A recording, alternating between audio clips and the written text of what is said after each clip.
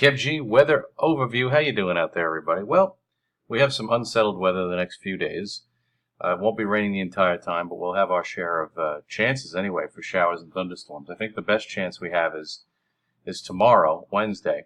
Now, when we take a look at the radar right now, there's this batch of showers and some embedded thunderstorms that's skirting the shores of New Jersey and the southern shore of Long Island.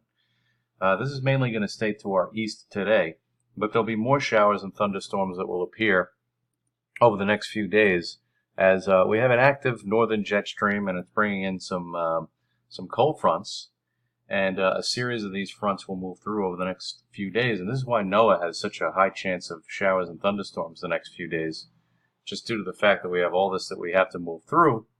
Good news is it won't be raining the entire time, but we're stuck in the clouds today. And tomorrow I think we'll get a little bit more in the way of sunshine before more showers and thunderstorms build in. But their thinking is that the highest chance for showers and thunderstorms is going to be on Wednesday, with the overall coverage being area-wide. Having the best chance of having that happen would be, on Wednesday. So when we take a look at the GFS model, now these models have not really been doing particularly well with these thunderstorm chances. So this is the model showing what it thinks is going to be happening tonight. And you can see that it doesn't have a lot on it. In fact, it takes the area of rain that's just off the southern shore of Long Island now, and it pushes it out to sea.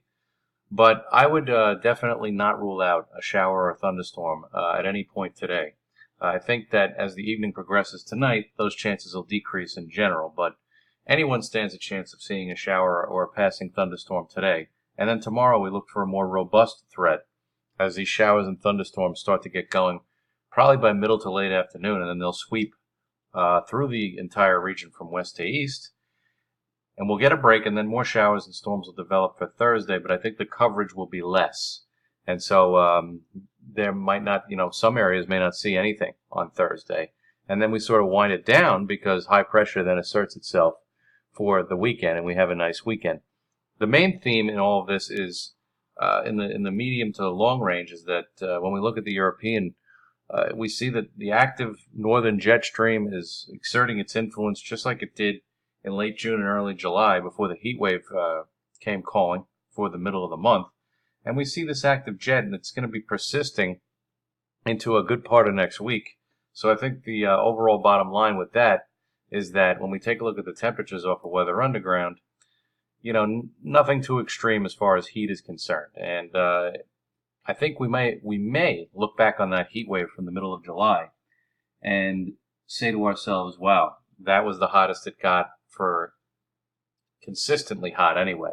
And it only lasted 2 to 3 days in some spots, maybe 4 in a few spots. But overall, the temperatures for the next 6-7 days, not looking too bad, looking near average once we get through a lot of these rain chances the next few days.